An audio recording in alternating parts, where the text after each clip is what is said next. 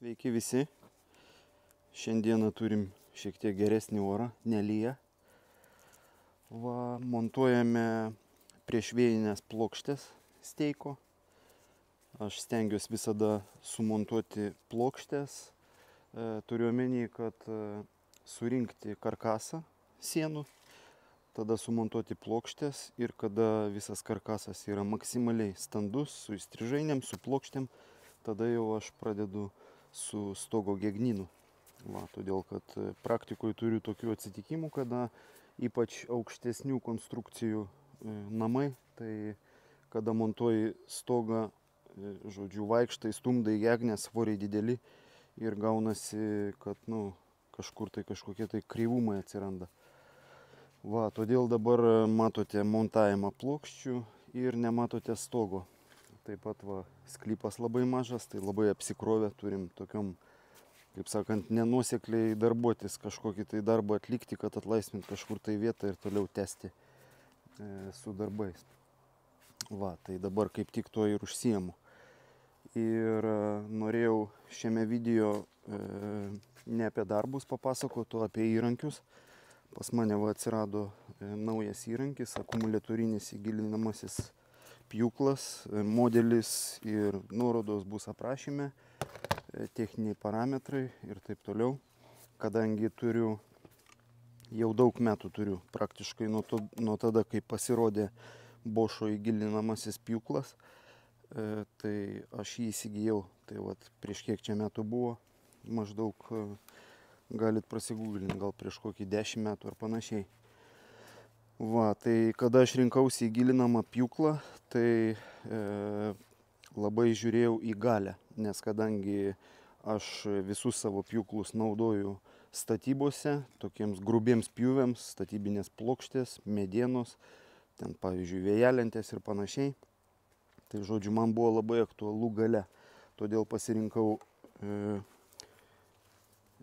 Bošą, nes Bošas čia yra Mafelio analogas. Mafelį aš irgi turiu, tik tai didesnį. Tuoj paaiškinsiu, kaip aš naudoju. Dabar šito elektrinio nenaudoju, dirbu pagrindę su šito. Bet čia 1,4 kW. Tai pavyzdžiui Festulas, man atrodo, yra tik tai 1100 W. Tai tas lėmė, žodžiu, mano pasirinkimą.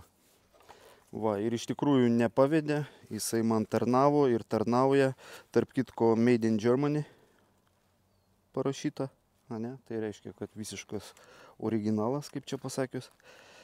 Ir aišku, man tarnavo 10 metų, o atsirado pas atbularankį ir jisai buvo sunaikintas. Bet ką darysi, darbai, tokie darbai, tenka kartais susitikti. Tai dabar improvizuotas yra toksai sujungimas, kad dulkių nutraukimą reguliuoti. Tarp kitko, cementinės plokštės, pamatų cementinės plokštės aš pjaunu irgi su įgilinamu. Matot, yra uždėtas deimantinis diskelis plonas. Tai jisai labai puikiai atlieka visus tos darbus. Dabar grįžtant prie akumuliatorinio pjūklo, tai kuo mane suintrigavo šitas pjūklas, kad buvo deklaruota, kad akumuliatorinis įrankis prilygsta savo gale elektriniam įrankiui. Aš galvoju, oho.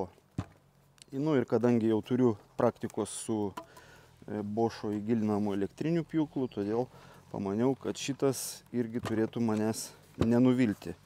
Ir kas liečia galę, tai iš tikrųjų tos galios yra, aš įdėsiu į video iš praėjusių darbų, šiek tiek tokių momentų, pamatysite, žodžiu, kaip jisai dirba.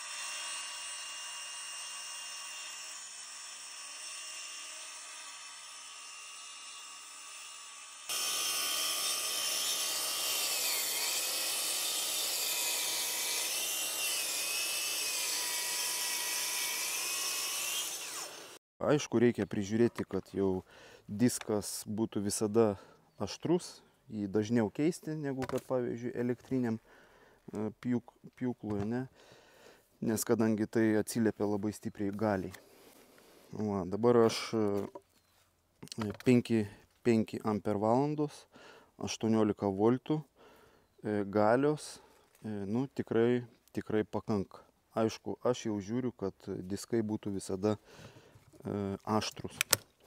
Va, čia galima pareguliuoti greičius, ne, tai aš pagrindė dirbu ant eko režimo. Nu, ant eko režimo praktiškai pakanka galios ir, žodžiu, baterija, nu, kaip tai ten susitaupo. Dabar lyginant, pavyzdžiui, seną elektrinį modelį su nauju, tai ko man pritrūko, kada yra pjaunamos plokštės, pavyzdžiui, ten USB ar medžio drožlių plokštės, tai labai pagelbėja nuo skeveldrų. Va toksai va yra dangtelis, kur pjūvio, reiškia, zona uždengia ir jisai nešaudo. Va, tai ant akumuliatorinio kažkodėl tai šito dalyko neuždėjo. Tai man jo labai trūksta. Nu, aišku, galima priprast, galima prisitaikyti, bet esmė tame, kad vat, toks vat, momentėlis, tokia va, detalytė smulki, bet jos trūksta man asmeniškai. Va, kitas, ką aš pastebėjau, kad aišku, šito pjūklo yra prapjova gilesnė, diskas 160 mm, o šito yra 140 mm. Tai max 52 į gilį pjauna ir, man atrodo, be liniuotės. Tai, žodžiu, su liniuotė jisai mažiau prapjauna. Va, tai dėl šitos priežasties aš pasidėjęs mafelį savo irgi. Jisai yra suderinamas su Bošo liniuotėm. Nu, mafelis suderinamas su Bošu arba atvirkščiai. Tai kada man reikia atsipjauti, pavyzdžiui, žinau, kad man tokių pačių plokščių reikės keleto vienetų, tai aš iš karto susidedu, kiek man reikia ir tada jau rėžiu su šituo pjūklu. O visus kitus pjūvius, pavienius, tai aš atlieku su šituo. Labai lengvas, labai patogu manevruoti. Va, koks yra patobulinimas lyginant su senu modeliu, ne? Tai yra atžymos, reiškia pjūklo, tarkim, jeigu man reikia iki atitinkamos linijos atsipjauti kažkokią tai medžiagą, ten kvadratą išpjauti ar panašiai, tai aš žinau, iki kur, reiškia, pjūvis atliekamas, vat, pagal šitos brūkšnelius. Disko galas ir disko pradžia. Dabar, aišku, pademonstruosiu, kaip jisai dulkes nutraukia, tai kaip ir viskas tvarkoj. Su įgilinamais pjūklais aš pjaunu praktiškai viską, gipso plokštės, cementinės plokštės, plaušo plokštės, visiškai viską. Ir dirbu visada su siurbliu. Bet pastebėjau tokį dalyką, pavyzdžiui, senas modelis, tai dirbk su siurbliu arba be siurblio, tai viskas tik tai atsiliepia tavo komfortui, ne? Arba tu kvėpuoji dulkes, arba dirbi su siurbliu švariai ir dulkių nekvėpuoji. Tai su šituo pjūklu, ką aš pastebėjau, tai jau negalima dirbti be siurblio arba be maišelio. Paprastai aš maišelio nenaudoju, jisai surenka pakankamai neblogai tas pjuvenas, bet kažkur tai šlapia medieną pjaunant, nu, žodžiu, be siurblio neįmanoma dirbti normaliai su tokio tipo pjūklu. Tai, žodžiu, ką aš pastebėjau, dirbant be dulkių nutraukimo, tai čionais kontaktai užsineša su dulkėm.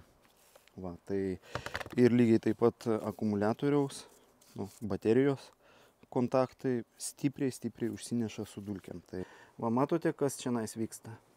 Va, visur, kur kontaktai yra, prisirenka dulkių. Va, matot, kas čionais darosi. Va, kiek yra dulkių. Turėkite tai omeny. Va, tai tokie yra mano pastebėjimai. Dar ką galėčiau paminėti, tai apie liniuotės, ne? Tai liniuotės jau yra išbandytos jau daug metų, kaip supratot. Šitas pjūklas pas mane jau yra turbūt 1,5–2 mėnesiai, jau aš su juo pasidarbavau, todėl, nu, tokį, sakyčiau, adekvatų atsiliepimą galiu palikti. Va. Dėl liniuočių. Kas yra su liniuotėm? Matot, pas mane jos yra sukapotos, supjaustytos, aš apipjaudinėjau dailylentes, kažkur tvirtinu ant fasadų ir panašiai, ne visada pavyksta išlaikyti. žodžiu, padarai tokius visokius niuansus. Bet labai didelis privalumas šitoj sistemui yra tvirtinimo tarpusavyje vat šita va būtent detalė. Labai patogu ir matot, kiek jai metų, turbūt 10 metų, nu aš tiksliai neatsimenu, labai daug metų. Ir jinai pilnai veikiančioj kondicijoj. Pavyzdžiui, imant kitų gamintojų, kai kurių kitų gamintojų liniuotės, susijungia tos liniuotės ant stripukų, varžteliai yra smulkus, nusižysta ir žodžiu, nu, totali nesąmonė. Tai va šitoj sistemoj yra super dalykas, todėl kad imam va paprastą atsuktuvą, normaliai yra kur įstatyti, nužyst neįmanoma ir tik tai vienas sujungimas ir kadangi jisai yra toksai platus, tai jisai gaunasi labai standus sujungimas. Žodžiu, labai didelis privalumas, todėl kad turiu ir kitų gamintojų liniuočių, todėl tikrai žinau, apie ką kalbu. Va, tai dabar turbūt, ką aš turėčiau jums pademonstruoti, kaip visa tai veikia. Jo, paprastai naudoju dvi liniuotės. Vieną liniuotę aš sujungęs į ilgesnę, išilginiam pjūviam, o kitą šalia pasidėjęs, tai tiesiog skersiem pjūviam. Va, tarp kitko galvoju įsigyti ilgą liniuotę, bet minusas tas, kad nu, labai sudėtinga transportuoti 3 metrų, pas mane į autobusą jau netilps. Bet nežiūrint į tai, galvoju, ten kažkaip tai aš ją primontuosiu prie kažkokį skyrių ant stogo, kad ją galėčiau vežiot. Nes, nu, turbūt, kad bus patogiau, nereikia surinkinėti, išrinkinėti. Nu, čia yra detalės, turbūt, kad nukrypau šiek tiek nuo temų. Va, tai dabar, kągi, aš žinau matmenį. Žinau matmenį, 1,40 m.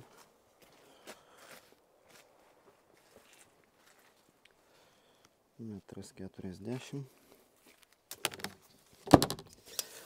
Tarp kitko, kada reikia atlikti pakartotinius pjūvius, tai kaip aš einu iš situacijos, tarkim, čionais meistrams ir pradedantiesiems meistrams toks neblogas patarimas, tai susigadina šitą gumutę, man atrodo, ją galima keisti ir panašiai. Bet aš matuoju šiek tiek kitaip, aš nesiorientuoju pagal pačią gumutę, jeigu ypač jinai yra supjaustyta, sukapota taip kaip šita. Liniuotė yra 14,5 nuo disko, priklauso aišku kokius diskus naudosit. Jeigu originalius diskus, tai tada viskas atitinka idealiai, bet jeigu ne originalų diską uždėti, pavyzdžiui, galima ir šitam gauti ne originalų diską, tiesiog pigų diską sunaudoji, išmeti. Va. Tai 14,5 cm yra plotis šitos liniuotės ir jeigu man reikia, pavyzdžiui, 50 cm atpjauti tiksliai, tai aš matuoju ne 50, o 35,5. Nu, supratote, minus 14,5 ir visada gausis idealiai tikslus ir visada toks pats pjūvis. Va, tai toksai patarimas. Va, dabar man nereikia tikslaus pjūvio, tai aš matuoju be papildomų skaičiavimų tiek, kiek man reikia. Va, diržo neužsidėjau, tai neturiu pieštukų, nieko tinka ir tušinuką. Taip. Ko man trūksta, aš tiesą sakant nespėjau pasigilinti dar, ar yra adapteris, kad pjūklas susisietų su siurbliu. Vat nesu tikras, pakomentuokit, jeigu kas žinot, įmeskit į komentarus nuorodą. Aišku, pripratimo reikalas, bet šiek tiek nepatogu, ypač kada su ausinėm. Paprastai aš visada dirbu su ausinėm, tai nesigirdi to siurblio. Tai kitą kartą būna, kad aš pamirštu iš visi išjungti atlikęs pjūvį ir jisai, žodžiu, kaukia, kol aš neprieinu kažką tai padaryti. Va, esmė tame, kad kas kartą atliekant pjūvį reikia įjungti, atlikus pjūvį reikia siurblį išjungti, tai žodžiu be adapterio.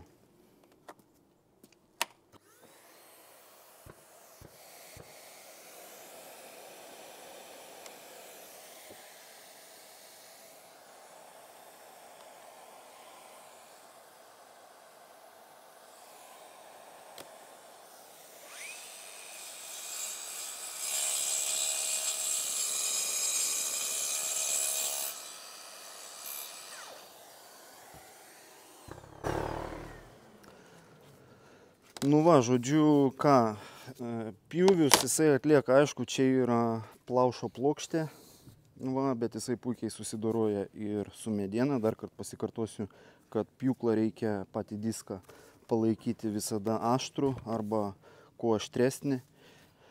Va, tai turbūt toks video, tiek žinių, pjūklelis yra vertas dėmesio. Baterijos, nu pasižiūrėsite aprašymus, bet baterijos, man atrodo, kraunasi ten apie 5 minučių, jeigu neklystu. Žodžiu, aš turiu 3 baterijas. Va, kada vėliau padarysiu dar, čia ne vienas įrankis Bošo naujas pas mane, tai turiu kampinį šlifuoklį ir gręžtuvą galingą. Va, tai šiek tiek vėliau padarysiu kažkokią apžvalgą, įžvalgom pasidalinsiu apie tuos įrankius. Va, dabar koksai yra dar mano pastebėjimas. Išbandžiau šitą įrankį, tikrai. Ir kadangi mes daug dirbam lauko sąlygom, tai lauko sąlygom dirbam ne taip, kad kada saulytė šviečia, ne?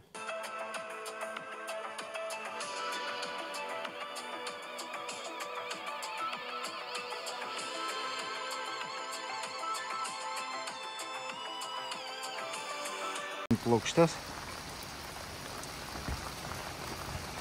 Nu, maždaug taip. Pastoviai toks oras. Bet mes dirbam pastoviai. Per lietų, per sniegą, per karštį, per vėją. Ir esmė tame, kada darbas buvo vykdomas per lietų ištisai, nežinau, savaitę laiko. Va, tai jisai sušlapo, nu ir atsijungė. Tai va toksai va yra pastebėjimas, kad, žodžiu, jisai veikia viskas tvarkoj, bet per lietų jisai neveiks. Žodžiu, nežinau dėl kokių, ar tai buvo apsaugos kažkokios, ar kažkas tai, jeigu žinot, parašykit komentarą.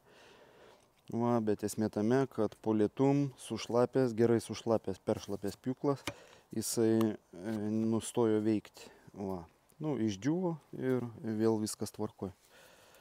Apie baterijas, jo, yra indikatorius, galima pasižiūrėti. Dar labai patogus dalykas, tai va šitam skydelėje, ne, ar kaip čia pavadinti, tai yra indikatorius, rodo, kiek liko baterijos. Tai irgi, pavyzdžiui, lipant kažkur tai ant pastolių atlikinėt kažkokį tai pjūvį, gali iš karto pasitikrinti, nenuimant baterijos, ar neteks lipti atgal nuo pastolių, pasikeis baterijos. Va. Tai turbūt, kad toks video. Kampai. Viskas standartiškai.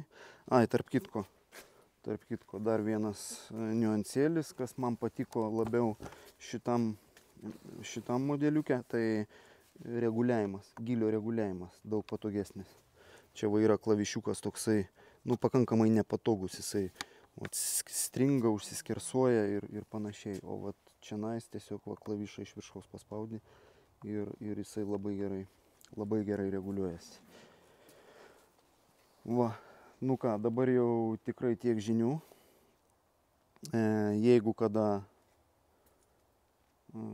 Jeigu surinksim komentarų, tai darysiu daugiau video apžvalgų, savo įžvalgų apie profesionalius įrankius.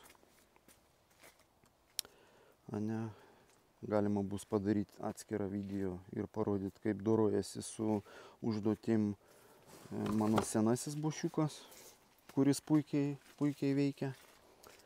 Va, tai tiek žinių. Ačiū visiems už dėmesį. Kam patiko video, paspauskit laiką, pasidalinkit, prenumeruokit būtinai, todėl kad daug matau žiūrovų neprenumeravę. Tai tas labai svarbu. Va. Iki kitų video.